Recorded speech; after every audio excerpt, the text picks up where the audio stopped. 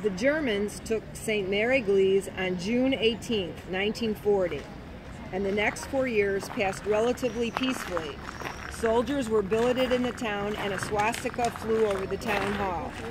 During 1943, the number and quality of the occupying troops decreased. By the time of D-Day, the town was occupied by Austrian anti-aircraft gunners driving wood-burning trucks. During 1944, there were frequent Allied air raids on the town, and on the night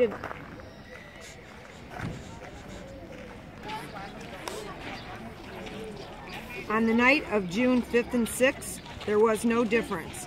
A house in the square caught fire, now the site of the Airborne Museum, possibly caused by one of the marker flares dropped by the Pathfinders. The inhabitants formed a chain with buckets from the pump in the square. At this point, parachutes were seen in the night sky and began landing in and around the town. It was the 82nd Airborne Division. The Germans opened fire and ordered the locals into their houses. The Austrians left and only a few Germans continued the fight.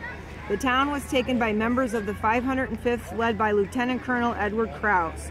At 4:30, the Stars and Stripes were hoisted over the town, and St. Mary Eglise was the first town to be liberated in France. The town was made famous by the paratrooper John Steele and by the film The Longest Day.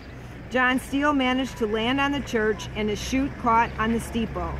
He hung there while the fighting continued on the ground for 2 hours before being cut down by the Germans, taken prisoner, and later released to the Americans. An effigy of John Steele is usually to be seen on the church.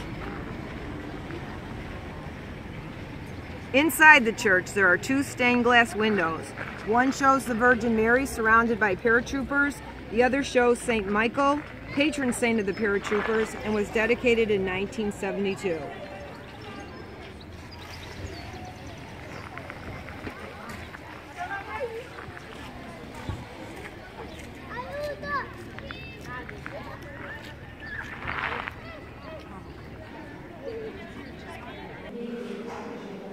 This stained glass shows the Virgin Mary surrounded by paratroopers.